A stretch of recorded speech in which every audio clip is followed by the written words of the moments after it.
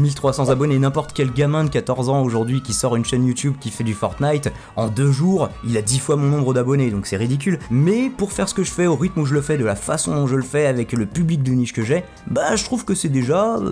Non, c'est quand même de la merde. Salutations, jeune curieux qui t'es perdu sur ma chaîne secondaire. Podcastination, épisode 2. Alors j'avais dit que j'en sortirais un épisode par semaine, je sais pas si tu te souviens, je me suis un petit peu foutu de ta gueule, mais enfin, tu imaginais vu le rythme de parution sur ma chaîne, la dernière fois on était en 2017, donc mais j'avais prévu le coup, hein, c'est pour ça que le podcast s'appelle Podcastination, jeu de mots astucieusement choisi. Donc pareil, je vais pas forcément être d'une grande éloquence sur cette vidéo, mais je vais essayer de faire le moins de coupes possible si c'est sur ma chaîne secondaire, et si c'est un format podcast, il y a une raison, bah voilà, ça intéressera qu'une poignée de personnes, mais du coup je vais essayer de pas trop faire de montage. Alors ce que je te propose, c'est simplement de retracer vidéo par vidéo un petit peu tout ce qui s'est passé pour moi, pour ma chaîne, depuis le dernier podcast, depuis le premier épisode, que j'avais enregistré pendant que je préparais la vidéo sur les débats de Gérard. Je sais pas si t'as vu la vidéo elle-même. Alors c'était quelque chose d'important pour moi, parce que les débats de Gérard, c'est une grosse partie de mon enfance, en tout cas de mon adolescence. Pour être précis, de ma préadolescence. Je crois que de 12 à 14 ans, on appelle ça la préadolescence, parce que les débats de Gérard, c'est quelque chose que j'ai véritablement écouté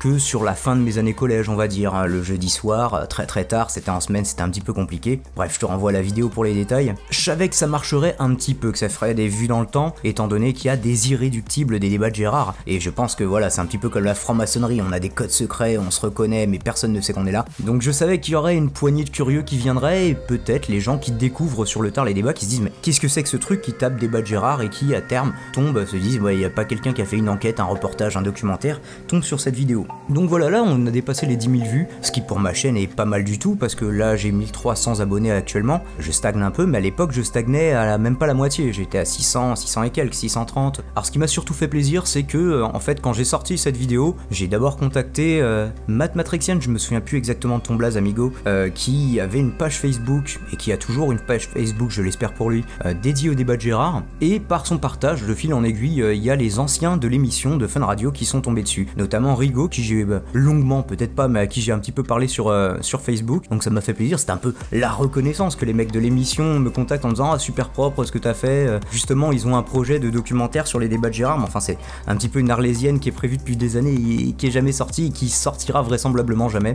Le regret que j'ai sur cette vidéo, c'est de pas avoir eu d'interview des habituels. J'ai surtout contacté Tony qui était un petit peu le moteur finalement des habituels. Moi personnellement c'était mon préféré. Donc après les débats de Gérard, je m'étais dit voilà, ça c'était une vidéo un peu perso, les débats de Gérard, je vais essayer de faire un petit peu de putaclic, hein. Je vais essayer de faire un petit peu décoller la chaîne, parce que genre voilà, ça faisait quelques mois que j'avais abordé le virage des jeux vidéo, de commencer à faire un journal de YouTube prétexte à parler de tout ce dont j'ai envie, hein, et de tout ce qui m'énerve aussi. Mais voilà, ça décollait pas et j'avais envie quand même de gratter un petit peu d'audience. Donc je me suis dit, quel sujet m'intéresse et un peu dans l'actualité et en même temps serait susceptible d'intéresser une plus large audience que ma microscopique chaîne. Et c'est là que je suis tombé sur Talk et Marmotte, parce que moi je suis passionné d'Hearthstone, d'ailleurs je suis enfin un joueur légende, si tu suis mon Facebook tu le sais. Et voilà, Talk et Marmotte, j'allais dire c'est la chaîne numéro 1 sur Hearthstone, c'est justement le débat, c'est que c'était pendant très longtemps la chaîne numéro 1 dans la francophonie au-delà de la France, parce qu'il y a des Suisses, des Belges, des Québécois qui font des vidéos sur Hearthstone, mais c'était quand même les numéros 1. Et voilà, comme tu le sais, ils se sont un petit peu,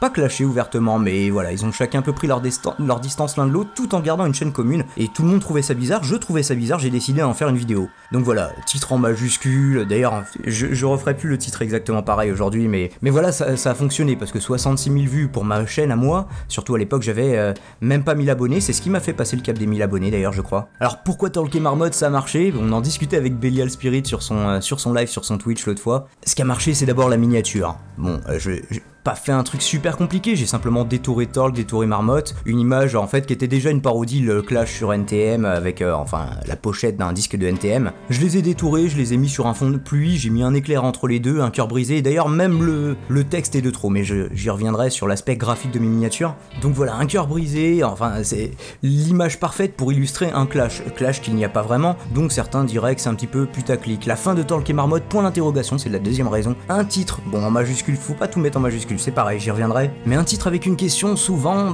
ça provoque la curiosité, ça donne envie de cliquer. Troisième raison pour laquelle ça a marché, le format en lui-même, la durée, c'est-à-dire une vidéo d'à peine plus de 10 minutes, monétisée, donc c'est vraiment le format que privilégie YouTube en tant que diffuseur en tant que régie publicité, parce que finalement, c'est ça le boulot de YouTube, c'est d'être une régie pub. Donc ils se disent, les vidéos de 10 minutes, on autorise plusieurs monétisations, donc on va paramétrer notre algorithme pour les mettre en avant, pourquoi se priver? Ça, c'est le petit tips bonus pour les gens qui ont la curiosité d'écouter ce podcast. Alors sur la vidéo elle-même, j'ai quand même mis une semaine. Bon, les débats de Gérard, j'ai mis genre un mois et demi de travail à temps plein, vraiment, parce que tout réécouter, prendre des notes, prendre des extraits, c'est un boulot de dingue, c'est un boulot de fourmi. Sans parler de l'écriture, tournage, montage, je te fais pas le topo, mon copain, tu connais la chanson. Ou pas, mais ce serait l'objet d'une vidéo à part. Bon pour en revenir à Talk et Marmotte, ça m'a quand même demandé une semaine à temps plein, c'est-à-dire une journée entière pour l'écriture du script et des recherches. Je crois que j'ai fait le tournage sur 2 jours, parce que voix off, facecam, et après le montage, je mets toujours beaucoup de temps pour le montage. La miniature, c'est pareil, la miniature, on en a parlé, elle m'a pris un petit peu de temps, même si c'est pas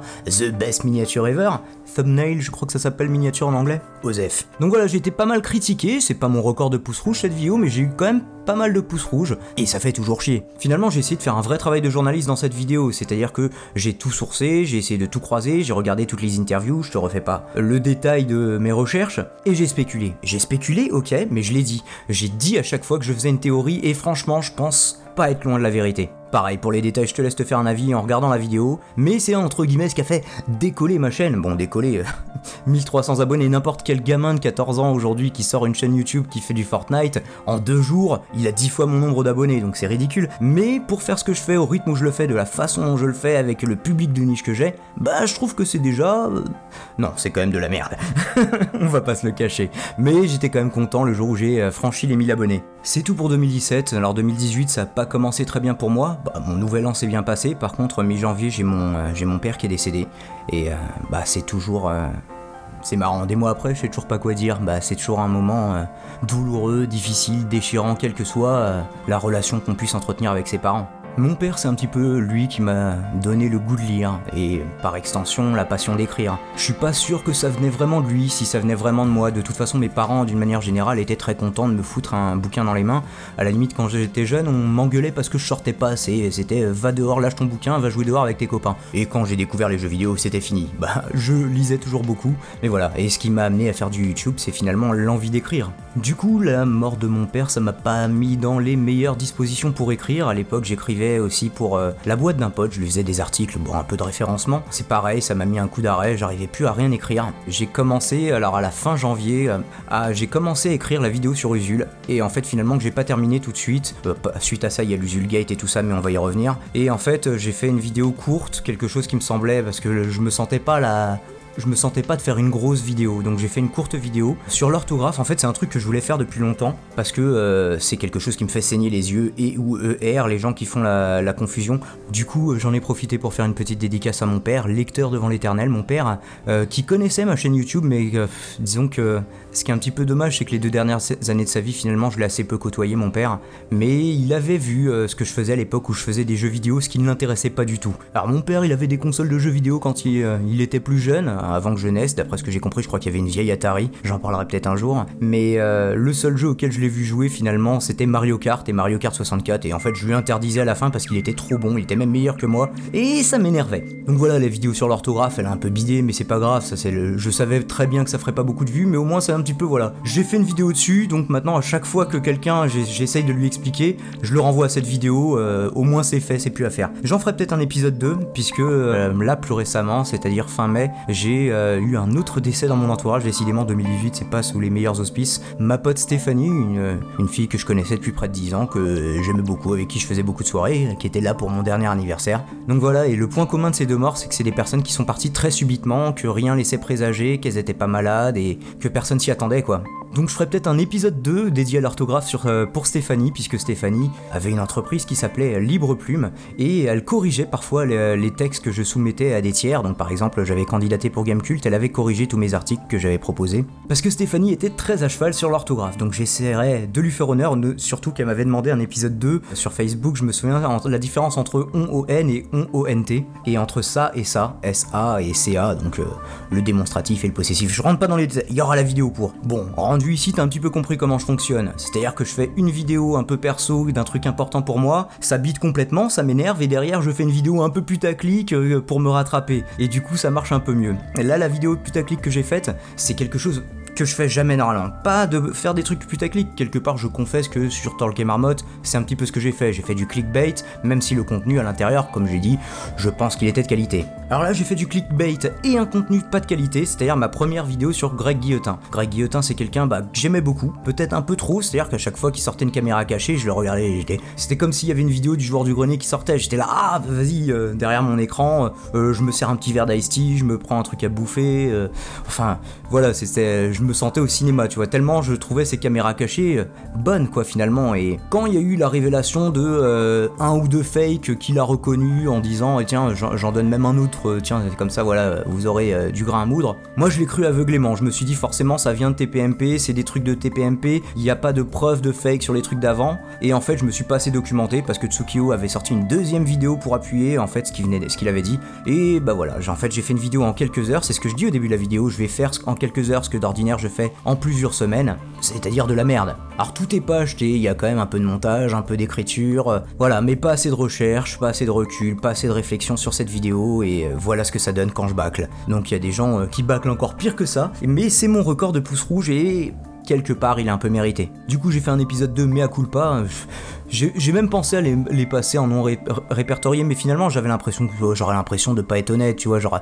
ah bah j'ai fait une connerie, bah je l'assume pas, bah si je l'assume, tiens je vais faire mon Emmanuel Macron, j'assume, bah voilà, comme si ça excusait d'assumer. Et non, t'assumes, bah c'est bien, faut t'avouer à moitié pardonner, non même pas en fait, mais c'est quand même mieux que de faire semblant. Je ne digresse pas davantage sur la politique, ce serait peut-être un sujet de vidéo, qui sait, un jour peut-être. Donc l'épisode 2 de Mea Culpa qui a fait beaucoup moins de vues, mais qui a fait beaucoup plus de likes en ratio, c'était quand même important de corriger le tir. Bon, après les vidéos sur Greg Guillotin, big time, la reconnaissance, enfin, je passe sur le live d'Antox Colaboy, son live présentation de chaîne. Faut savoir que j'étais inscrit depuis super longtemps, mais genre depuis un an, presque, non, peut-être pas un an, mais genre ça faisait peut-être 8 mois, alors que la plupart des gens attendaient en moyenne 6 mois, 7 mois maximum, quoi. Et simplement, j'avais pas le réflexe à chaque fois de me mettre dans le bon canal pendant les live présentations de chaîne. En fait, j'écoutais, moi je pensais qu'il fallait pas, en fait, qu'il fallait simplement être sur le Discord et qu'on était sélectionné ou pas. Donc, si tu t'es inscrit pour passer dans les live présentations de chaîne d'Antox, sache-le, il faut être dans un chan en attente et se faire piocher dans ce chan. Des fois il y a des désistements, tu peux te faire piocher dedans,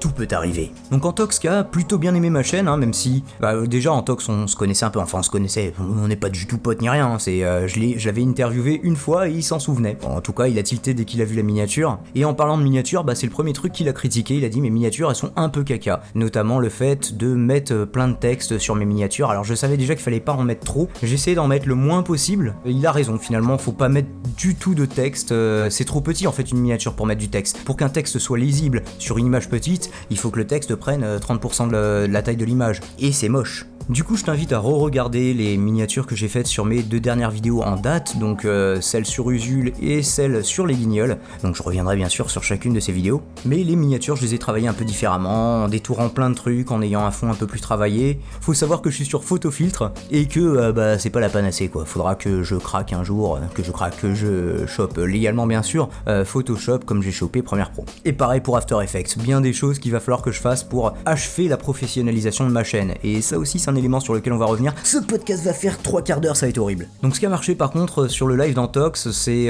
déjà le ton, l'écriture, ça il a reconnu que je me faisais un petit peu chier sur le script de mes vidéos. Il a trouvé 2-3 petits trucs à redire sur le montage et c'est normal, hein, mais sans même parler du fait que j'avais une webcam et un fond vert un peu pété.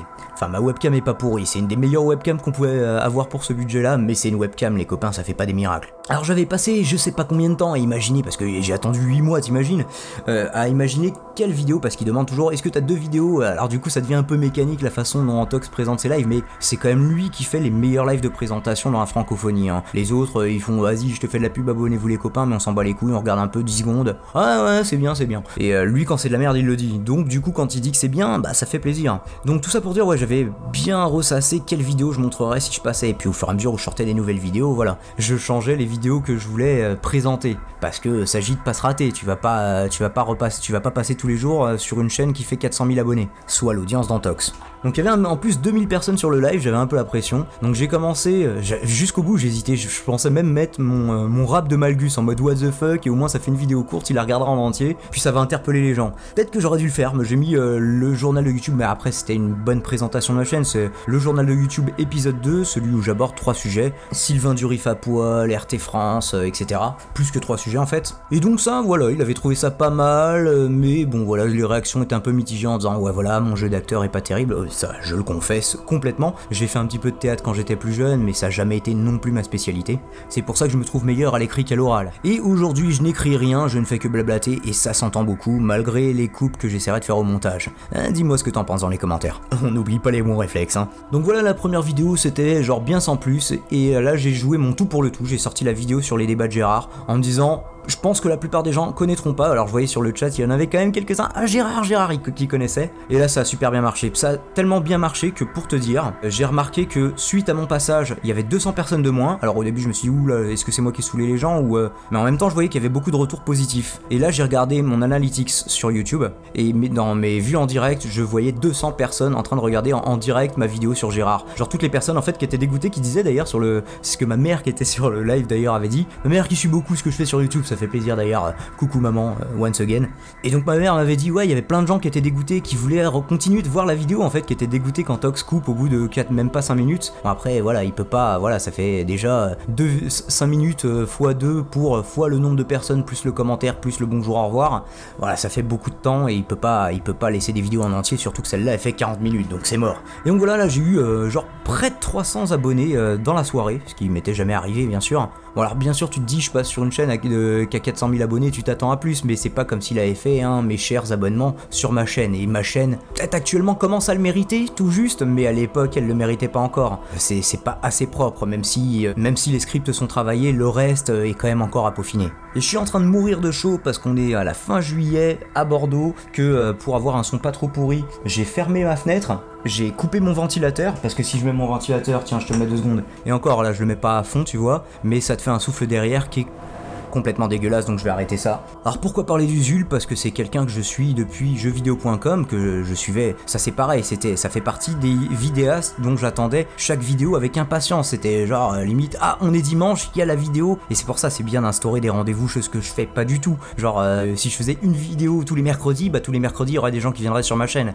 et c'était la chronique de jeuxvideo.com tous les dimanches, le 3615 Usul. Donc je te refais pas tout le personnage, mais pour moi c'était important d'en parler, ça faisait longtemps que j'avais envie d'en parler, à l'époque de la Mosca TV, bah je me souviens que mon pote et le président de la Mosca TV, Momo, voulait parler d'Usul, mais lui c'était un peu pour le descendre, parce que bon, mon pote Momo c'est un peu un libéral, et voilà, il le voit un peu comme un gros gauchiste, un peu énervant, et Usul a ce côté énervant, un petit peu sectaire dont je parle dans la vidéo, mais justement j'avais envie d'en parler, et en fait j'ai commencé, crois-moi ou pas, j'ai commencé à écrire cette vidéo, comme je te l'ai dit, fin janvier, avant l'Usulgate. Et en cours de route, moi j'étais en train de sortir la vidéo sur l'orthographe, je peaufinais en parallèle mon script sur Usul, et là je vois l'Usulgate et je me dis bon bah voilà, là j'ai une super opportunité de faire une vidéo à la fois travaillée et qui fera plein de vues. Le problème c'est que j'ai été un petit peu traumatisé par le truc de Greg Guillotin, et je me suis dit non, je veux pas faire une vidéo de merde, je veux bien la travailler, et du coup l'erreur en fait, c'est même pas tellement que la vidéo m'a pris beaucoup de temps, j'en ai longuement parlé avec Bélial de ça, parce que pour parler de l'Usulgate, ma vidéo clairement elle est sortie trop tard. L'Usulgate c'était en février, ma vidéo elle est en sortie à peu près voilà début juin, donc c'était plus du tout l'actualité. Alors j'ai même parlé de l'après Usulgate et tout, donc pareil, si tu veux les détails, tu sais où les trouver, mais j'aurais pas dû en faire des caisses, c'est ce que m'a dit Bélial, il m'a dit ouais t'as été un peu putassier, un peu closer là-dessus, même si le reste de la vidéo était de qualité, mais pour lui ça niquait tout, et c'est vrai que quelque part, même si c'est la première vidéo comme ça qui fait 0 dislike, 0 dislike pour 600 et quelques vues, donc alors déjà clairement le nombre de vues ça m'a complètement déçu, je vais essayer d'expliquer pourquoi, pas pourquoi ça m'a déçu, ça tu t'imagines bien, mais pourquoi ça n'a pas fait de vues. Mais donc voilà, l'erreur c'était d'avoir voulu en faire des tonnes. Après je me suis dit c'est un petit peu la ligne éditoriale de ma chaîne, c'est-à-dire prendre des sujets en apparence triviales pour essayer d'en dire des choses intelligentes. Donc ce petit drama j'ai voulu, en fait je l'ai trop analysé, je l'ai suranalysé, j'en ai fait presque 10 minutes de vidéo, c'était un peu n'importe quoi. En fait il aurait soit fallu que je fasse une vidéo complètement putaclic au moment où ça arrivait, et donc faire une vidéo de merde, soit l'évoquer succinctement mais pas autant l'analyser. Dire bon bah voilà, ça c'est ces histoires de cul, voilà, moi j'en pense rien, pensez-en ce que vous voulez, sujet suivant. Alors pourquoi ça a pas marché? Alors déjà, comme je te l'ai dit, c'était plus du tout dans l'actualité, il se passait rien de spécial par rapport à Usul à ce moment-là, que déjà c'est un sujet de niche, parce que même si Usul a un gros public, en fait il a un public jeux vidéo qui l'a amené à la politique, et aujourd'hui il a peut-être un public politique qui l'amène pas trop aux jeux vidéo, ça c'est pareil, c'est dans mon document de 32 minutes, si ça t'intéresse, faut que j'arrête de dire ça, tu t'en doutes à force, mais je digresse, mais ça donne l'autre raison, donc 32 minutes c'est trop long, 10 minutes c'est bien, 11 minutes c'est bien, 12 minutes c'est bien, 20 minutes ça commence à être long déjà sur YouTube. Tu vas prendre 20 minutes de la vie de quelqu'un, t'es sûr de ça? Pour nous parler d'Usul. Alors déjà, je suis pas sûr de vouloir prendre 20 minutes pour regarder une vidéo d'Usul, mais 20 minutes pour regarder un mec qui parle d'Usul, et pourtant, j'ai la faiblesse de penser que c'est la meilleure vidéo qui a été faite sur le personnage. Trouve-moi une meilleure vidéo qui critique Usul en positif ou en négatif, ça m'intéresse vraiment, mets-la moi dans les commentaires, parce que moi j'ai cherché. Et du coup, la règle sur YouTube et sur internet en général, c'est quand tu cherches quelque chose et que tu ne le trouves pas, fais-le. C'est ce que j'ai essayé de faire. Autre raison pour laquelle ça a pas marché, le titre. Usul, émulation d'une gauche radicale. Alors je suis très fier de ce titre parce que à la fois ça résume parfaitement ma problématique, je trouve l'angle de ma problématique originale, mais c'est trop empoulé et c'est incompréhensible pour la plupart des gens. Émulation, les mecs qui font de la politique savent pas forcément ce que c'est, même si émuler ça existait avant le jeu vidéo, émuler ça veut dire imiter, donc imitation d'une gauche radicale, là ça aurait mieux marché, imitation, mais il n'y a pas le côté, moi je voulais un titre qui contienne à la fois du jeu vidéo et de la politique. Même si je devais réfléchir une semaine de plus à ce titre, j'arriverais pas à mieux le tourner. Mais par contre, j'arriverais à le formuler de façon largement plus accrocheuse si j'y avais réfléchi et si ça avait été l'objectif. Est-ce que c'était mon objectif ? Honnêtement, je sais pas, je m'attendais à ce que ça fasse pas tant de vues que ça. Je l'ai mis en bande-annonce de ma chaîne tellement ça me déçoit que ça ait pas plus tourné quand même. Bon après, je sais, on est l'été, tout le monde s'en bat les couilles de YouTube en ce moment. Donc un peu dégoûté quand même parce que la vidéo sur Usul, on va dire 1 mois et demi de travail acharné. Vraiment. 2 mois parce que j'ai flemmardé, mais en fait si je compacte tout, j'ai vraiment mis 1 mois et demi, mais genre des fois à travailler 15 heures d'affilée sur le montage quoi, à en avoir les yeux rouges, à plus savoir quel jour on était, faire l'autiste, à m'enfermer chez moi quoi, je suis devenu fou, vraiment, c'est la vidéo sur Gérard, les débats de Gérard et la vidéo sur Usul, c'est genre 3 mois de ma vie. 3 mois de ma vie pour à peine plus de 10 000 vues, ça fait relativiser quand tu te rends compte de ça. Alors ensuite, ceci est une révolution, comme auraient dit les guignols et on y viendra, puisque j'ai justement bye la webcam, à part pour d'autres formats quand je referai du gaming etc, ou des lives, ce que je n'exclus pas. J'ai fait l'acquisition d'un modeste appareil photo numérique hybride, donc les APN hybrides en fait c'est, contrairement au compact, tu peux changer l'objectif, mais contrairement au réflexe, il n'y a pas un système avec 5 miroirs, ça fait pas 18 kg et c'est facilement transportable. Alors ce que j'ai chopé c'est un Sony A5000, en gros c'était l'entrée de gamme de Sony en hybride en 2014. Ça fait des super images, ça a un son bluffant pour une caméra, bon bien sûr, le problème c'est que tu peux pas brancher le micro dessus, mais bon moi je m'arrange, je fais une synchronisation, je branche le micro de mon PC sur lequel je suis en train de parler là actuellement. Par contre je peux pas aller en extérieur, voilà, j'aurai un son de merde, ça c'est le problème, ou alors va falloir que j'ai un petit enregistreur nomade, genre le zoom machin, je sais pas si tu vois ce que c'est. Donc voilà, j'ai une super image, le seul problème c'est que bon bah alors il y a plein, j'ai pas de viseur optique, j'ai presque pas de bouton de raccourci, j'en ai genre un seul qui est plus ou moins personnalisable. Donc en gros c'est un truc qui fait des super images, presque aussi bien que les modèles qui valent beaucoup plus cher, mais par contre va falloir que tu oublies le confort mon copain, va falloir à chaque fois repasser par les menus, il y a aucun bouton de raccourci, c'est super chiant. Mais pour moi ça me suffit, moi j'ai un budget super limité, j'ai chopé ça 200 balles d'occasion avec l'objectif, bon moyennant un petit périple puisque l'objectif il a fonctionné que quelques heures, après j'ai réussi à m'en faire prêter un, et pour le jour où mon pote me reprendra l'objectif avec lequel j'ai enregistré les dernières vidéos, j'ai chopé un petit objectif, j'ai pas de synonyme d'objectif pour éviter la répétition, un petit caillou, si on dit caillou pour objectif chinois, donc un truc quand même costaud en métal, bon un truc pancake comme on appelle, donc tout petit objectif. Le problème c'est que c'est une focale fixe, donc il est pas mal pour le prix, genre j'ai payé ça 68 € un objectif, je peux pas, c'est neuf en plus quoi. Mais par contre c'est un objectif fixe, c'est-à-dire que je peux pas zoomer, dézoomer, du coup dans une petite pièce, c'est un petit peu chiant. Parce que les grands angles coûtent plus cher, ça faut le savoir. Moi je vais arrêter les parodies d'Alain Soral pour aujourd'hui, j'ai déjà une vidéo comme ça sur ma chaîne, c'est déjà un dossier suffisamment éloquent. Peut-être une vidéo un jour sur Alain Soral, ce sera la fin de ma chaîne, ou ce sera le début, ou j'en sais rien, bref. Qualité d'image qui augmente. Qu'est-ce qui a changé aussi pour moi? On va faire une toute petite parenthèse sur la team Delta. J'ai maintenant 2 vidéomonteurs qui m'aident sur la Delta. Tiens, s'il passe par ici, Roms et Wheezy. Alors Wheezy, j'ai eu moins l'occasion de bosser avec lui, mais Roms m'a déjà fait 2 vidéos. Et ma première vidéo avec mon nouvel appareil, c'était sur la chaîne de la team Delta. C'était pour fêter mon passage légende sur Hearthstone. Pardon, mais ça avait...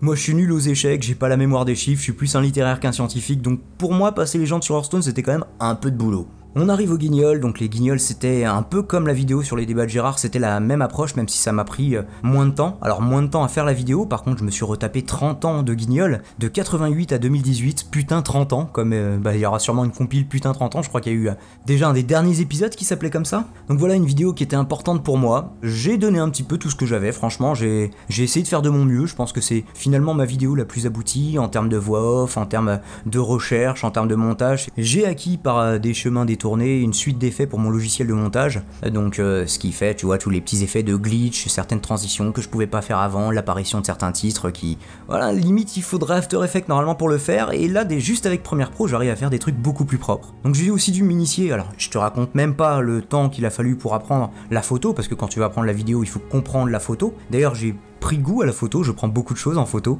j'en partage des fois sur Facebook. Mais voilà, une fois que j'ai passé 3 mois, parce que ça c'est pareil, tu vois, je sors pas beaucoup de vidéos sur ma chaîne, et bon, il y a eu le décès de mon père comme je t'en ai parlé, qui m'a pas mis dans un bon mood de productivité, mais il y a aussi eu le fait que je suis tout le temps en train de bosser pour me perfectionner, parce que je suis un perfectionniste, c'est ça le problème aussi, c'est pour ça que je sortirai jamais une vidéo par jour, une vidéo par semaine. Je le faisais à mes débuts parce que je savais pas faire de montage, moi c'est un peu tout ou rien, c'est soit je te poste un rush sur YouTube, même là c'est un podcast, je sais que je vais y passer l'après-midi, putain. Je suis un peu l'inverse d'Antoine BM si tu préfères, le mec qui te dit ne pas faire de montage ça sert à rien, ou alors si t'es obligé sous-traite-le. Moi j'y arriverai pas, moi je suis un peu comme le joueur du grenier pour ça quoi. Encore que le joueur du grenier, aucune excuse, le mec il publie une vidéo par jour avec du montage, donc mes respects monsieur du grenier. Frédéric Molas évidemment, hein. Les guignols, j'espère que ça marchera. Pour l'instant ça a pas fait un pic de vues de fou, mais ça fait des vues régulièrement, donc je suis plutôt satisfait, modérément satisfait on va dire. Va sur la vidéo des guignols, fais F5, F5 F5. Alors j'ai pensé finir ce podcast sur mes prochaines vidéos, l'avenir de ma chaîne, tout ça.